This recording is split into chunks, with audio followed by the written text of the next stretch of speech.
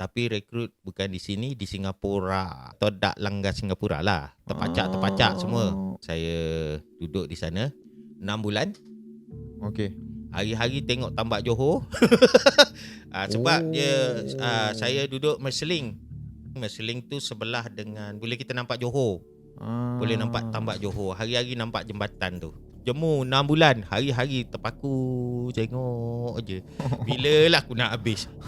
Tapi ada juga dalam rekrut yang lari. Sanggup berenang tau. Ya. Dia berenang. Ada juga yang buat bang. Berenang. Daripada Singapura. Daripada Singapura pergi tambak Johor. Berenang. Berenang. Jauh. Memanglah. Itu orang kata bila kau dah Nekat. kau dah nekat. Orang kata kau panjat pokok kelapa, kau terjun kepala dulu pun boleh. Alamak. Itulah. Okay, Tapi itulah saya cukup respect lah dia boleh berenang daripada Singapura pergi tambak Johor. Uish, jauh. Memang Jauh. jauh. Kalau Memang masuk Pascal tentu dia dapat tu. Tapi jiwa dia bukan jiwa Pascal lah kan. Jiwa dia kat luar. TLDM ni dia punya kepakaran dia banyak. Cawangan pelaut dia ada macam-macam. Pecah cawangan bantuan. Cawangan bantuan ada lagi dia punya pecahan. Cawangan teknikal ada lagi pecahan dia. Betul. Memang banyak. Dalam rekrut tu saya dah nekat, saya nak masuk Pascal. Kita daripada rekrut ni akan pergi.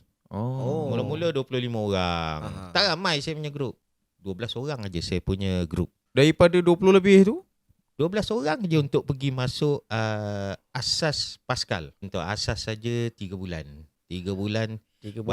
Bayangkan 12 orang nak jaga jurulatih. Jurulatihnya lagi banyak daripada pelatih.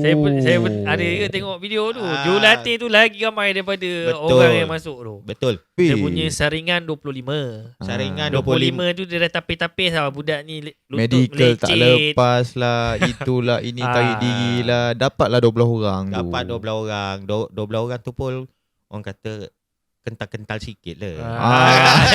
Betul.